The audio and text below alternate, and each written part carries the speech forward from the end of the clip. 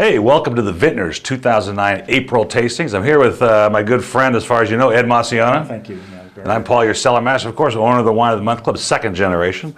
And we're proud to present a couple of wines for the Vintners series today, but I got to ask you a question. No, wait. They asked me a question. They asked you a question, yeah. Let's figure it out here. Well, I'm going to skip that one. This is like headlines with Jay Leno. You and Ed seem to be very comfortable with each other. What is the history? Oh, God, we don't have time for that.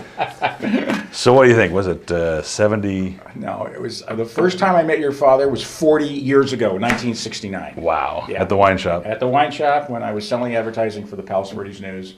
And he had been born by then, just barely. Just barely. So Paul and I got to be very close friends. He's one of my guys that got me into wine. That's right. Probably more than anybody else. Were you there when they picked those first two Chablis in 1972? Oh, yeah. I was the first guy to tell Paul in 1972, I don't think this Wine of the Month Club is a really good idea. I don't think people are going to really respond to it. Well, I tell you what, it gave me a job. That's fine. It got me a job. My first job at the wine shop was to deliver the monthly selections to like 25 people. He wasn't old enough to drink, but he was old enough to deliver. I was old enough to drive, and I burned the clutch out in the truck. Yeah. I can tell you that too. And he'll still remember that, your father. That's right. That's true. We're going to start with the 2008 Estancia Riesling from Monterey County, and this I flipped over this Riesling. You know, Rieslings, sometimes they're sweet, sometimes they're dry. Of course, it's a German grape, but I just thought this was really elegant and beautiful, crisp and clean, and well, I have a classic special nose. place in my heart for Estancia because I've been following them ever since they started, 20-something years ago. And I put this in the article too. Bill Jekyll of Jekyll Vineyards is the guy who really put Riesling on the map from Monterey, and these guys have just carried the mantle. They've done a really fabulous job. The hardest part about Riesling when it comes to educating consumers and wine tasters is that it should smell like kerosene. It should have a little bit of that diesel nose. It's a classic nose. Everybody's like, kerosene, that's disgusting, but it really should. And this has got just a tail of it. Just a hint of it. That kerosene actually comes about with some age. So as it gets a little older, right now it's just got fresh peaches and a little apricot and some grapefruit. It's just a spectacular wine. Estancia sometimes is a branded, sort of a broad market wine. You won't find the Riesling in the stores. You will find it here. The first bottle went out at $11.99, which is a great bargain. Fabulous. If you want more, it's $9.99. Great, I love it. And as far as Riesling is concerned, I gave it an 88, but as far as Riesling is concerned, I gave it a 92 because I wasn't comparing it to Chardonnay. I was comparing it to Riesling. And that's one of the best Rieslings you'll taste in California. Great Love the value. acidity. You can have this with a cream sauce, you can have it with tomato sauce, you can have it with anything in between, and people will love it. Nice chill it down for an aperitif as well. Absolutely. Fruit salad at the end of the meal. Even a Chinese chicken salad would go great with that. Okay, so I'm going to read the other question since we have two wines today. Oh, great. I was watching your webcam on Tuesday. Oh. 10 to 2 every Tuesday. You can turn on your computer. If that thing is compassing around on our webcam icon, you can click on there and watch us taste wine. What happens to all the open bottles? Ah, yeah. Well, don't you give me the UPS guy? So, well, my daddy used to do that.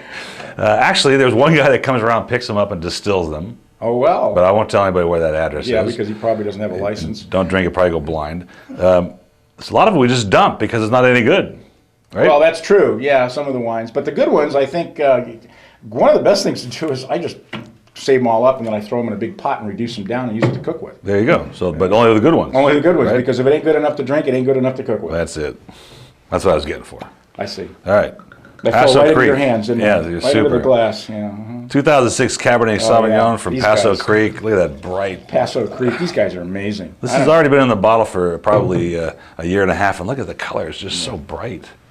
So clear and crisp. Dense, black cherry, chocolatey nose. I mean, it's just brambleberry. It's just got so much guts in it. It is a grape for Paso that Paso Robles, I just think, creates such a voluminous wine compared to the Napa counterparts. They're a little leaner. This has just got lots of juice in it. Yeah, but this guy doesn't overdo it. I mean, he really does a fabulous job with these wines. He's got a fabulous vineyard up there. It's a little higher in elevation. It's sloped.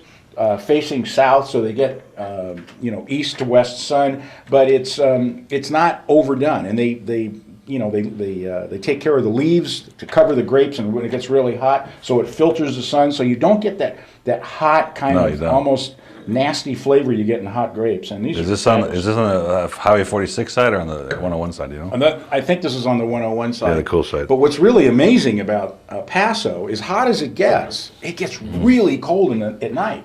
I mean, there's the biggest shift in temperature in Paso Robles in California. It can get to 100 degrees in the daytime. It'll be 50 degrees at night. Wow, 50-degree change. 50 degrees. I want to taste this. I want to keep tasting this. Yeah, me too. It's just really fun to Well, this taste. is the last one we're doing, right? This is the last All one, right, so so we you can have to drink worry it. about what we're going to do with this open bottle.